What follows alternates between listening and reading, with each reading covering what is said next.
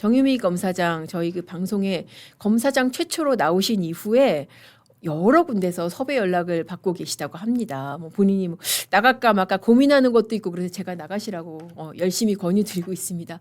그만큼 사실 이 지금 판읽기에서 들려줬던 얘기가 여러분들한테 호소력이 있고 또 말씀도 잘하시잖아요. 재밌게 잘하시고 그만큼 보편적 정의에 부합하는 것이기도 하고 아니 지금 말도 안 되는 항소 포기에 대해서 그 말도 안 된다고 비판한 게 그게 강동사유가 됩니까? 그 사상 최초잖아요. 검사장이 고검검사급으로 검사장이 아닌 그 아래 직급으로 발령이 난다는 게 이게 지금 말이 안 되는 거잖아요. 그러니까는 본인이 나와서도 이렇게 당당하게 할 얘기가 많았던 것이죠.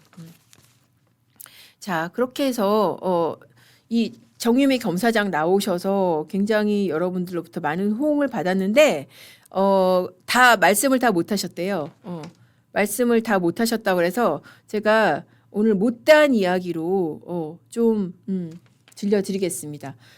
그때 못다한 이야기도 그렇고 사실 정유미 검사장이 지난 월요일이죠. 월요일 날 22일 날 그 소송에 나갔었어요. 어떤 소송이냐면은 행정소송을 내면서 집행정지 신청을 했었습니다. 행정소송이 뭐냐면은 강등 처분을 내렸잖아요. 강등으로 인사발령 냈잖아요. 이 인사발령을 취소해달라라는 행정소송을 내면서 집행정지 신청을 했습니다. 집행정지가 뭐냐면은 왜 소송에서 1심이 나올 때까지 시간이 오래 걸리잖아요.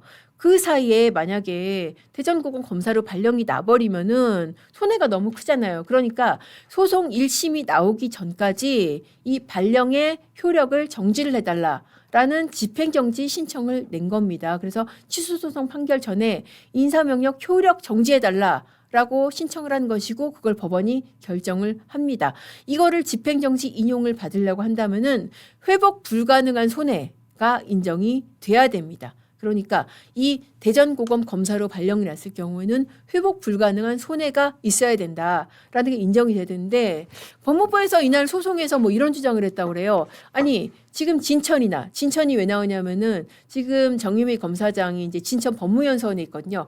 아니 진천이나 뭐 대전이나 뭐 그게 그건데 뭐 그렇게 멀지도 않은데 그게 무슨 회복 불가능한 손해야라고 하는데 여러분 진천에서 대전까지 출퇴근 가능할까요? 절대 안 되죠. 충청도끼리 여러분 가셔본 분은 아시겠지만은 이게 옆으로 가는 거는 굉장히 길고 복잡하고 출퇴근 물리적으로 당연히 불가능합니다. 당연히 거처를 옮겨야 돼요. 그리고 정유미 검사장이 지금 진천의 법무연수원에 있는데 여기서 짐 다 빼가지고 새로 거처를 정해서 이사를 가야 됩니다. 이게 왜 회복 불가능한 손해가 아니에요. 그리고 또 무엇보다 검사장 신분에서 고검 검사 신분으로 법적 근거도 없이 강등이 돼서 가는데 이거 당연히 이거 효력 멈춰야죠. 그렇기 때문에 집행정지 신청을 냈고 집행정지를 해달라라고 이제 요구를 하면서 지금 지난번에 22일 날 소송에 나간 겁니다. 그러면서 이제 준비 서면도 제출을 했고 준비 서면에 이제 그런 얘기를 했어요. 인사 당시에 법무부가 뭐라고 그랬어요? 업무 수행 등에 있어서 검찰의 정치적 중립성, 공정성에 대한 오해를 불러일으키고 부적절한 표현으로 내부 구성원들을 반복적으로 비난을 했다라고 하는데 이게 도대체 뭔 소린지 모르겠다. 그렇잖아요. 근데 지난번에 여기 나와서도 그렇게 얘기했잖아요. 그거 다른 사람 얘기인 줄 알았다. 자기 얘기 아니고 다른 사람 얘기인 줄 알았다. 뭐 다른 사람이 누군지 제가 말씀 안 드려도 아실 것 같은데 이거 내 얘기 아닌 줄 알았다. 그 정도로 본인의 행위하고는 전혀 관련 없는 이거를 인사명령의 사유로 그렇게 언론에 공표를 했단 말이죠. 사실 이거 정말 심각한 명예훼손이라는 생각이 드는데 뭐 어쨌든 도대체 그게 뭔 말인지도 모르겠고 내가 그런 행위를 한 것도 아니고 그리고 내가 한 것은 정유미 검사장이 한 것은 이 항소폭이라는 말도 안 되는 이 결정에 대해서 비판을 한 건데 만약에 이 비판마저 못하게 하면은 이건 어떻게 되는 거냐. 그건 조직이 망하는 거다라는 얘기를 이번에 이제 이 준비 서면에서 썼습니다. 이게 뭐냐면은 자 항소폭이라는 것은 특히나 이 대장동처럼 일부 무죄가 나고 그리고 사실 이 추징에 대해서는 거의 안 건드리고 일부만 지금 법원이 인용을 했잖아요. 수천억 원의 이 불법 이익을 대장동 일당들한테 고스란히 보유하게 한 이런 판결에 대해서 항소를 안 한 이 말도 안 되는 결정에 대해서 가만히 있으면 어떻게 되겠어요? 검찰이라고 해서 검찰의 수뇌부의 결정이라고 가만히 있으면은 그야말로 진짜 조직이 썩는 거죠. 정의가 죽는 거죠. 그러니까 이런 말도 안 되는 결정에 대해서는 오히려 나서서 비판을 해줘야 된다. 그게 검찰 구성원들의 역할이고 나는 그것을 한 것뿐이다라는 얘기를 준비 서면에 마저 썼습니다. 이 준비 서면 이렇게 해서 이제 준비를 잘 해서 그날 이제 소송에 나가셔서 소송을 잘 이제 말씀을 하셨고 또 이제 그런 얘기를 했어요. 못다한 얘기로 그 친윤 검사라서 당신이 창원지검장으로 있으면서 명태균 수사 제대로 안 한 거 아니냐.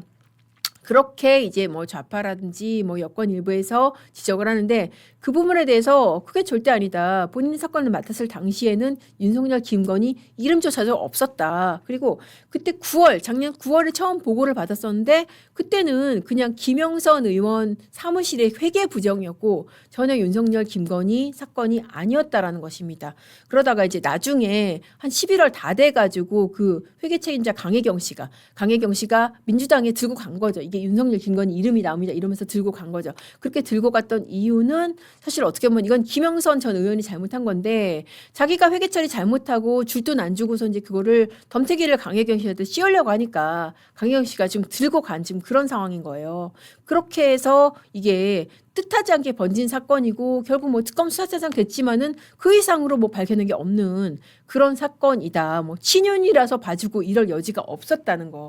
자, 그리고 또 하나 이게 저는 굉장히 좀 재밌더라고요. 재밌는 비유로 말씀을 하셔가지고 제가 이제 얘기를 드리자면은 지금 와서 윤석열을 배출한 검찰, 윤석열 보유 검찰 이런 식으로 검찰을 공격을 하고 이제 검찰을 없애려고 하는데 이런 현상은 마치 뭐와 같냐면은 졸업생이 나가서 지금 잘못하고 범죄 저지른 거를 갖다가 재학생을 그걸 빌미로 해가지고 재학생한테 지금 대학생을 탄압을 가하는 것이다. 재학생을 뭐 이제 뭐 학폭위에 회부를 시켜가지고 재학생을 자르라는 것이나 똑같다. 왜 아무리 우리가 학교 다닐 때 뭐 멋있는 선배고 뭐 정말 진짜 존경할 만한 선배라고 하더라. 물론 윤석열 전 대통령이 그런 선배라는 건 아닌데 어쨌든 어떤 선배라고 하더라도 졸업하면 끝이잖아요. 근데 졸업한 선배가 졸업하고 나서 뭐 행패를 부리든 범죄를 저지르든 한 거 가지고 왜 멀쩡하게 학교 잘 다니는 그런 학생들을 갖다가 괴롭히면서 뭐 학폭위에 회부를 하네, 뭐 애를 자퇴를 시키네, 퇴학을 시키네, 왜 그렇게 위협을 하냐 이겁니다. 그래서 이 부분에 대해서 정말 좀 하고 싶었는데 미처 못한 것 같다라고 이제 저한테 이제 얘기를 해주셔가지고 제가 굉장히 적절한 비유고 실제로 정말 사안의 본질을 그렇게 볼 수 있겠다 싶어서 이 얘기를 하나 추가적으로 들려드리겠습니다. 그리고 사실 원래 이제 그 정유미 검사장 얘기로도 검찰이 정치화된 게 정치검찰 그리고 민주당이 공격을 하는데 그렇게 정치화된 거는 사실 문재인 때부터야 되는 거예요. 문재인 때 그때 사실 어떻게 보면은 윤석열 전 대통령을 중앙지검장에 등용을 하면서부터 그때 검찰이 정치화되기 시작했다. 저는 사실 이 부분도 상당히 동의를 합니다. 왜냐하면은 그때 인사가 굉장히 많은 사람들한테 상처를 남겼어요. 그때 당시에 문재인이 윤석열 중앙지검장을 등용을 했던 이유는 하나잖아요. 지금 박근혜 정권 지금 적폐청산하라고 등용을 했던 거잖아요. 그래서 기수에 맞지 않게 파격 승진을 시키고 원래는 고검장 자리였던 서울중앙지검장을 지검장 자리로 낮추면서까지 어떻게 보면 검사장 승진 한 번도 안 했던 윤석열 전 대통령을 등용을 시킨 거잖아요. 그러면서부터 검찰에서 정말 인사의 정치화가 일어나기 시작했다는 거죠. 아, 저렇게 전 정권을 저격하면은 나도 저렇게 출세할 수 있겠구나. 그런 길과 확산이 됐고 정말 문재인파, 비문재인파가 나뉘어서 대립을 하고 그렇게 됐다는 겁니다. 자, 이렇게 해서 지금 정유미 검사장이 미처 못다한 얘기를 이 자리에서 들려드렸습니다. 아, 멍하니님이 이거 지적해 주시네. 네, 맞습니다. 진천은 충북이네요. 네, 그러니까 충북에서 어쨌든 충북 진천에서 대전 가는 것도 물리적으로 불가능해. 출퇴근 못하는 거리 맞습니다. 그러니까 회복하기 어려운 손해 저는 인정돼야 하고 아마 인정돼야지 싶은데 어떻게 될지 모르겠습니다. 법원 판결을 한번 지켜보시죠.